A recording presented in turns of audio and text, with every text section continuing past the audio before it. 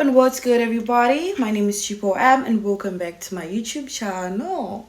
If it's your first time coming here, make sure you hit that subscribe button, turn on that notification bell, baby, so that you get notified each and every time I post. And if you are a returning subscriber, I love and appreciate you all. Welcome back. Today we got another video, cooking something, yeah. So before we get into the video, I'd like to thank you all to those who have been subscribing and watching my videos. The babe finally reached 100 subscribers. Talking about consistency, and that is what I'm trying to do. As you can see, we're cooking a little something. Nyana nyana sana. We're cooking a little something today. So, without wasting much of your time, let's get right into the video. So, as you saw in the thumbnail, today I'm just going to be sharing about the 5 things I wish I knew before coming to study abroad as an international student. So, if some of you guys didn't know, I am studying in Canada and the province called BC. It's a small island and I'm living in a small city called Courtney. So yeah, that's where I'm studying and I'm doing my undergraduate degree, which means that I didn't go to any other tertiary level before I came here. So it is a big change. It is still. We're still working on it. So let's get into it, baby. Number 1, we're gonna be talking about the weather. The weather. It's an interesting thing to talk about. Why?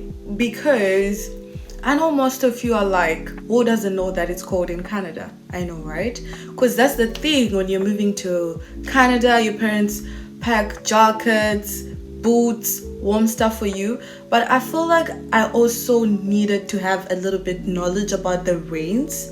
I feel like I wasn't prepared much about concerning the rains that are in Canada, because especially when you come during like the fall season, it's kind of warm, and then when you're about to approach the winter season, it starts raining. So I was like, what the hell?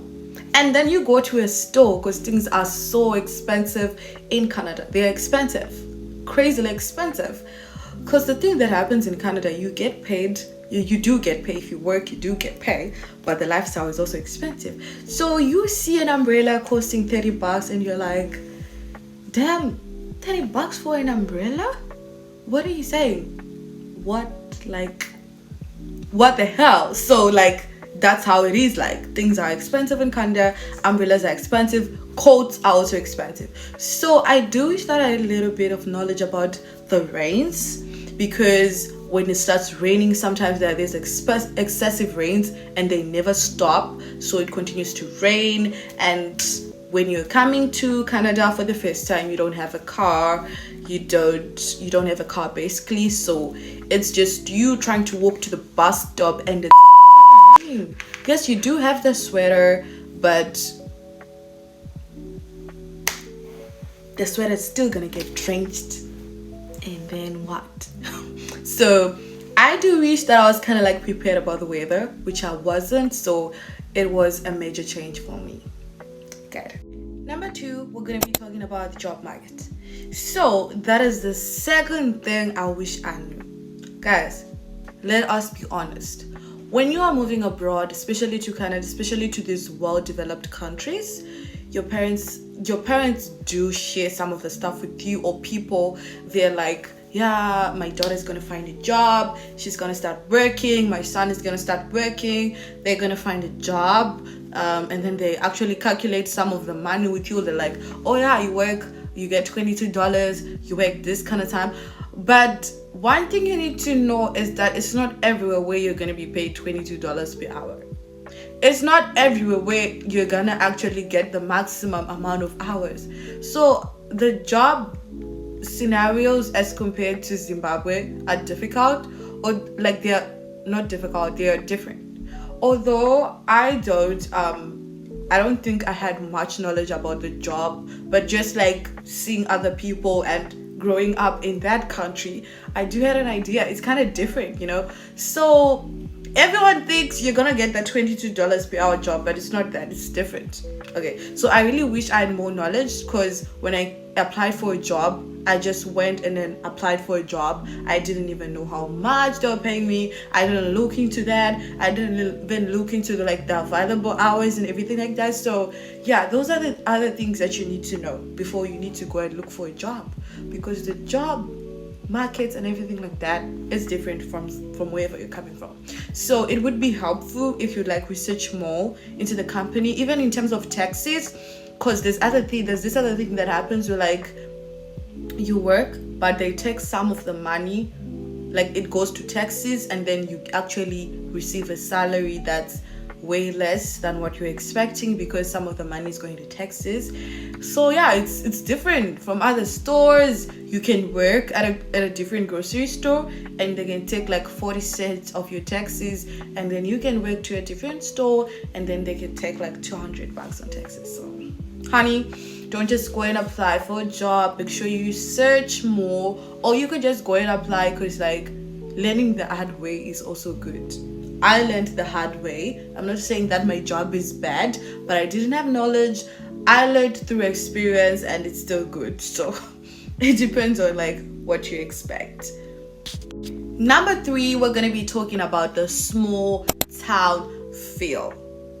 Damn. I'm what? Okay, so coming from a big city like Harare, where I used to live, it was when I came to live in this city, Courtney, that is when I realized that Harare is a big city. So you need to have a little bit of knowledge of where you're moving to. If you're moving to a bigger city like Toronto in Canada, you need to be prepared of the big change, because Toronto is way bigger than Harare. It's way bigger than Harare in Kwekwe or Harare wherever the cities combined. I still remember my first time connecting from Toronto. I think I was going to Calgary or wherever, because I had a lot of connections going on.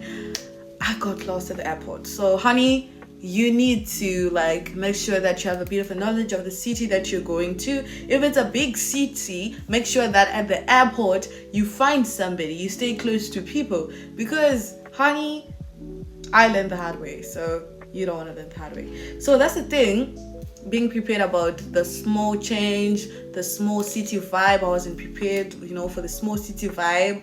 I was shocked, because there are also limited shopping options in a small city. So you need to know what comes with a small city. There are limited shopping options, which means that things could be so expensive and you have nowhere else to find them.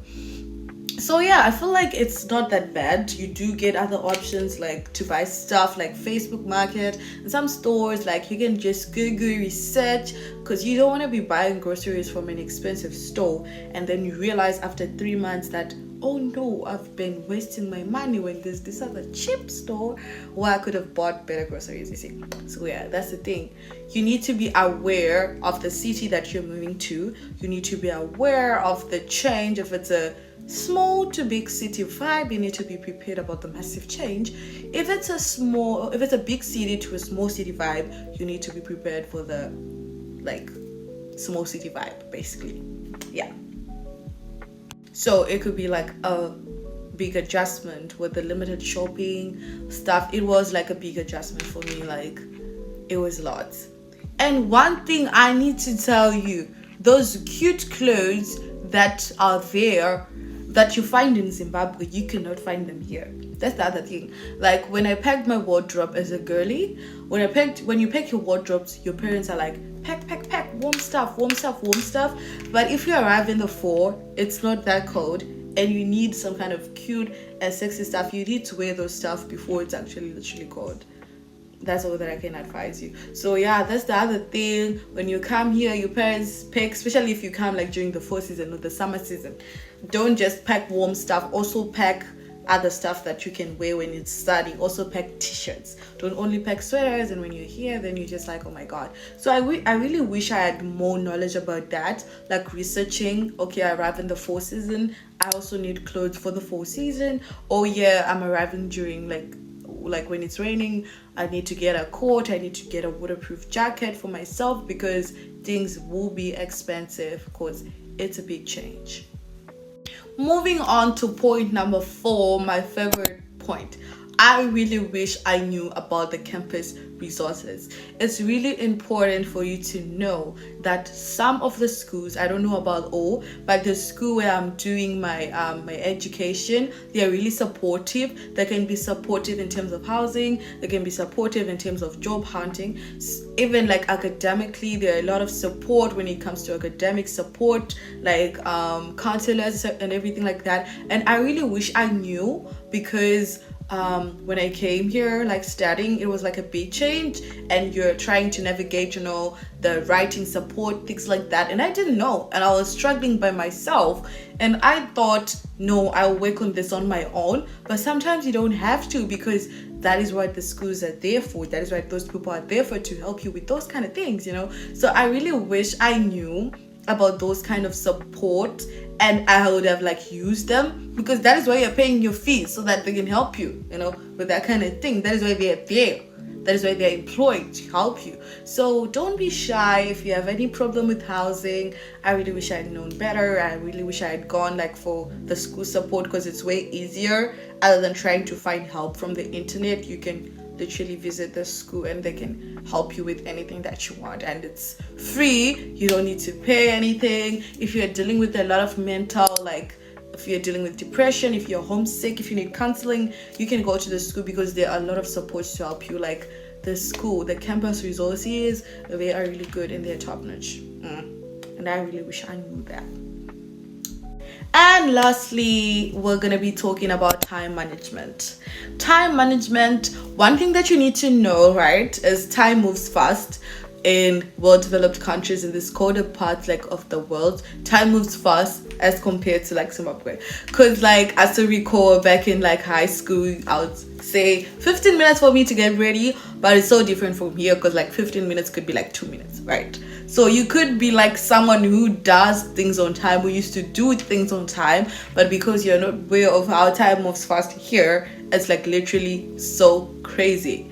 The week could just pass by and you're like, oh my god, it's a Monday, it's already a Friday, what the hell? So I wish I was more prepared about the time management, how to balance my academic life, my social life, because it's a big change, because you're trying to grow up to be an adult.